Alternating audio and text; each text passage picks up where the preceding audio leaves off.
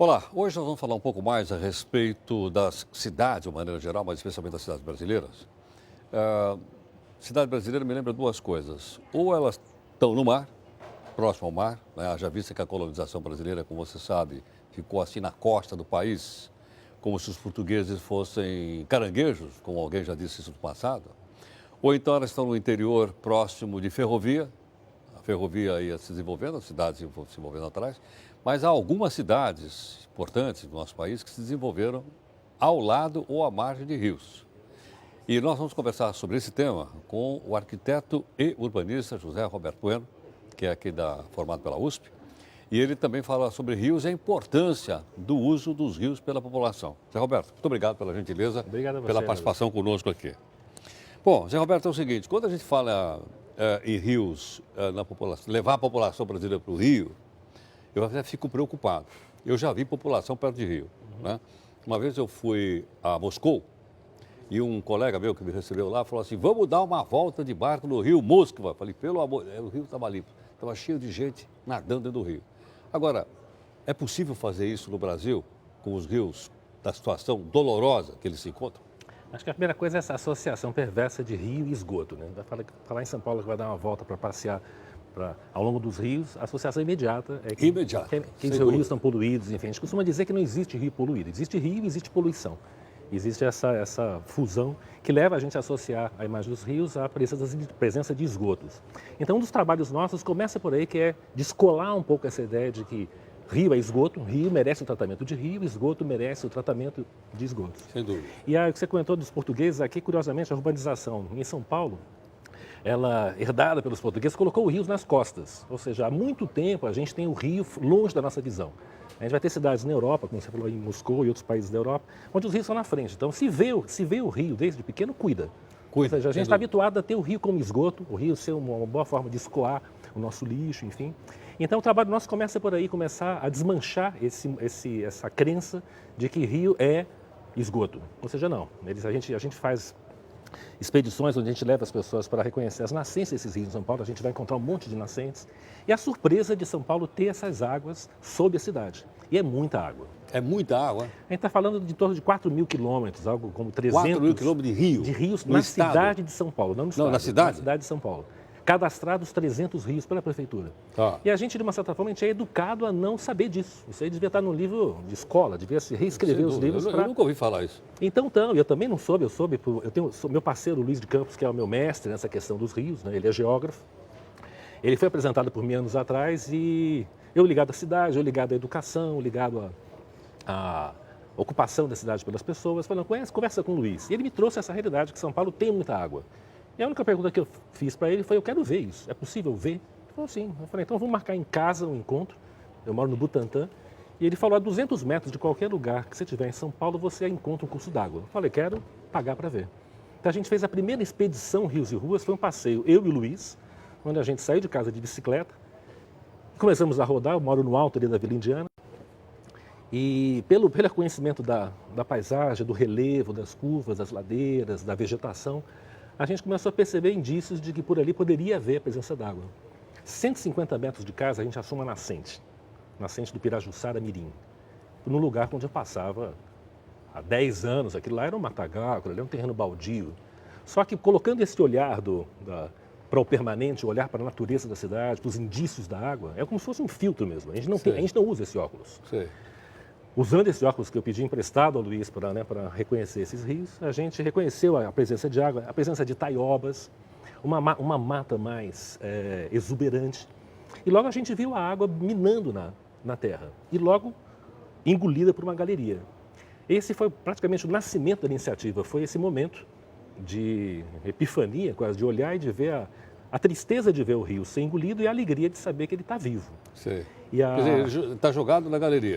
Ou muitas vezes está, como é que se diz, está canalizado.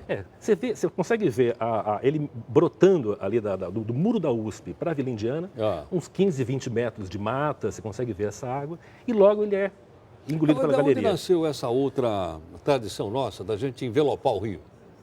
Rapaz, acho que a herança está aí do controle da natureza do homem, da natureza pelo homem.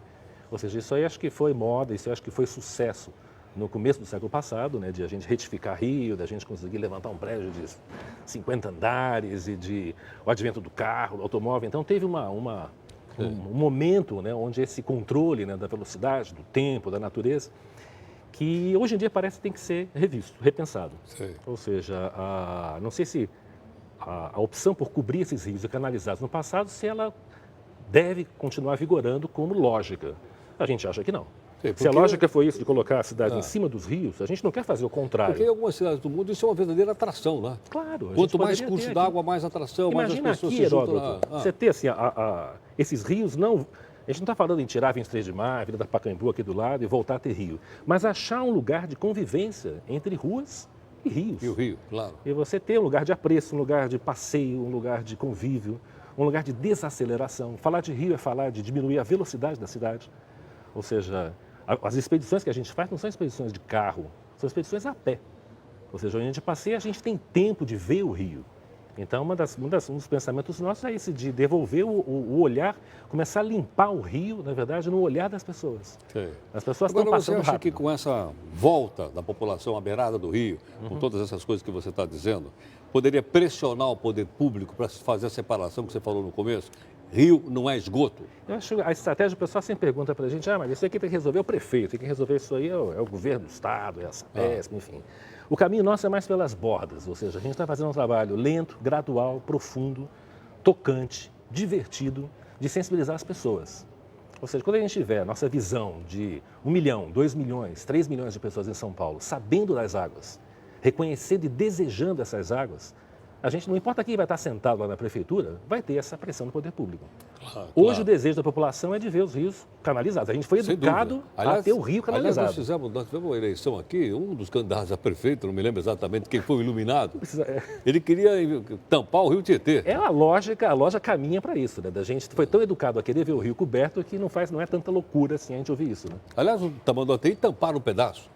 O rio Tamanduateí está tampado, não é isso? A parte tampada. Né? Na parte do Ipiranga, ali, perto do Parque Dom Pedro II, está E tampado. quando está aqui. aberto, você não tem acesso ao rio. Você tem acesso à Marginal Pinheiros, ou seja, para um pedestre, para um cidadão chegar até a beira, não. é complicado. Eu não sei. Tamanduateí é a mesma coisa, ele é coberto por cima e é coberto na vertical Na também. vertical. Ou seja, é um É como impedimento... se não existe o rio. Eu acho que é a educação para não vê-lo, a educação para não verdade. saber da presença dele. O que a gente faz é uma subversão de ir lá buscar e saber dessas águas e conhecer a história inteira, da nascente à foz. Eu posso imaginar que isso está voltado para a cidadania, né, para a defesa do meio ambiente, para a defesa da água, para o maior convívio das pessoas Olha, dentro. É isso? Tenho refletido que a gente vai falar que é uma iniciativa socioambiental, que é uma iniciativa política, que é uma iniciativa de justiça, porque é injusto enterrar o que é vivo. Posso dizer que é uma iniciativa espiritual, eu diria, uma iniciativa religiosa, no sentido mais profundo de nos religarmos ao que é vivo. Ou seja, acho que o nosso grande aliado, nosso grande parceiro nessa história são os rios. Nós trabalhamos para o rio. Ou seja, nós somos... As grandes civilizações nasceram na beirada de rio. Na beirada de rio, são os nossos mestres. Civilizações hidráulicas vieram no rio, não é isso? Então, acho que essa relação meio xamânica, assim, de você ter um vínculo com as montanhas, com as árvores, com os rios, acho que existe Na civilização egípcia, o rio era um deus, ele era vivo, não é isso? Eu tenho ouvido eu vi recentemente de um rapaz que via esse movimento todo, esse processo, a gente está trabalhando para as empresas e lá na Câmara Municipal, e batalhando em cima de uma causa excêntrica, que são os rios, e ele olhou para a gente com esse movimento todo, falando, já sei quem vocês são hippies profissionais. Hippies profissionais? A causa é uma causa de amor pela natureza, só que de um modo muito pragmático, ou seja, a gente sabe onde a gente quer chegar, a gente quer ver esses rios livres, a gente quer ver esses rios limpos, a gente quer ver as pessoas passeando ao longo desses rios. Claro. E essa é a causa hippie, né? Que só é abordada de um jeito muito sério, muito profissional. Eu achei o máximo essa definição, eu tenho usado com prazer. Sim. Agora, e o movimento como é? Onde é que as pessoas se reúnem? Como é que as pessoas participam disso tudo? Ou seja, cresceu de modo muito orgânico, ou seja, a gente quase se orgulha de não ter um business plan do trabalho, né? As coisas vão surgindo, as demandas vão surgindo naturalmente. A gente está com um seminário agora, participando de um seminário em Santos, que surgiu a convite da Cainha, uma grande amiga nossa lá da GV, que organizou esse seminário para trazer casos sobre cidades que estão se renovando, que estão se reinventando, por meio do envolvimento da população. Seul é um exemplo ou não? É um exemplo. Capital da Coreia do Sul? Mas muito longe. Muito longe. Muito longe. Eu diria que o Tem Ipiranga mais é um perto? lugar mais perto do que Seul. Ipiranga, lá Ipiranga. onde do O Rio Pedro, Ipiranga, teve lá? aqui, porque o convite que a gente faz, quando fala de se renaturalizar Rio, o olhar vai para fora do país. Sim. Vai lá para o Tamesa, vai lá para Nova York, vai lá para o Eu Seul. lembrei de Seul porque houve uma recuperação do rio que a gente mostrou outro dia Tem um aqui. caso maravilhoso aqui que a gente ilustra, que é o rio Pirarungaua, que está ali dentro do Jardim Botânico de São Paulo, que ele estava canalizado, ficou canalizado por 70 anos. E deu um problema na galeria, e aí um camarada, o gestor da época, na ocasião de recuperá-lo, ele teve a ideia de, porque em vez de arrumar essa galeria, por que a gente já não abre esse rio? A gente diz que o herói dessa história é o cara que estava ao lado dele, que falou, boa ideia. Né? Esse camarada, ele legitimou a ideia de abrir um rio, que estava fechado há 70 anos. Claro. Você vai hoje no Ipiranga, e eu convido aqui o telespectador a visitar o Jardim Botânico da cidade de São Paulo. Vai ver o caso de um rio que ficou morto 70 anos, e em um ano ele se recuperou. A resiliência do rio é uma coisa extraordinária. Você vai ver peixe, você vai ver mata nativa ali, florindo ali na beira do rio, e é uma atração do Jardim Botânico. O que a gente quer é criar um caso em São Paulo, não no Jardim Botânico, mas um caso Cidade toda. na cidade. Um pequeno, 200 metros de rios abertos em São Paulo já é o suficiente para a gente disparar um processo irreversível de abertura de rios, não só em São Paulo. Você é arquiteto, urbanista, né, Roberto? E eu fico imaginando o seguinte, antes eu imaginava em derrubar não. Primeiro pensei em derrubar, eu não entendo nada, apenas sou um cidadão, que era o Minhocão. Aí disse, melhor fazer como fizeram em Nova York, que eles pegaram transformaram aquilo num grande jardim suspenso. Aí eu não vou derrubar mais. Mas eu acho que a gente tem que derrubar o que botaram em cima do rio Tamanduateí. Eu fui menino, eu fui educado lá, eu vi aquele rio aberto. Eu, quando criança, brinquei na margem do rio Tamanduateí. Isso aí fazem pouco. Foi ontem à tarde isso, não foi há séculos atrás. Foi ontem à tarde isso. É muito cedo. E a tecnologia para isso tem. E vai ser a mesma tecnologia que a gente usa para cobrir o rio. Não precisa de uma nova. É a mesma tecnologia, a mesma engenharia, os mesmos técnicos para abrir. Tem que mudar o modelo, tem que mudar o olhar, tem que mudar o interesse. Claro, sem dúvida. Quem sabe o meu interesse, minha paixão, a paixão do Luiz, que é um Acaba contaminando todo mundo. Não sabe como contaminando, a gente possa ter técnicos, engenheiros, o poder público ao nosso lado, ao lado dos rios, na verdade. Seu Roberto, tem um endereço na internet que as pessoas podem acompanhar esse movimento? Você queria dar para a gente? Você tem um endereço? Olha, bem simples, a gente tem um blog. Tem um blog? Com aquele problema dos blogs de atualizar, de abastecer o blog. Rios e Ruas. Rios e Ruas, o nome do blog? WordPress. Tá, Rios e Ruas.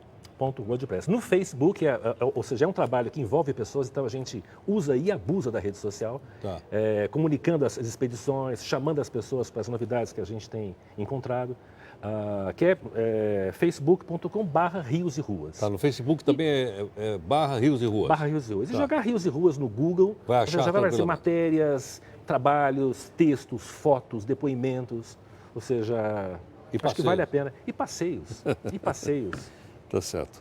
Zé Roberto, muito obrigado pela participação. Né? Eu que agradeço. Eu acho que foi extraordinária a sua vinda aqui. Sensacional. Sobre esse olhar, né, que eu acho que a gente precisa ser contaminado por ele. A revolução é no olhar. A gente está limpando, primeiro, antes de limpar os rios, vamos limpar os olhos. Aí começa talvez o futuro. Obrigado. Obrigado a aqui você, na Record News. obrigado.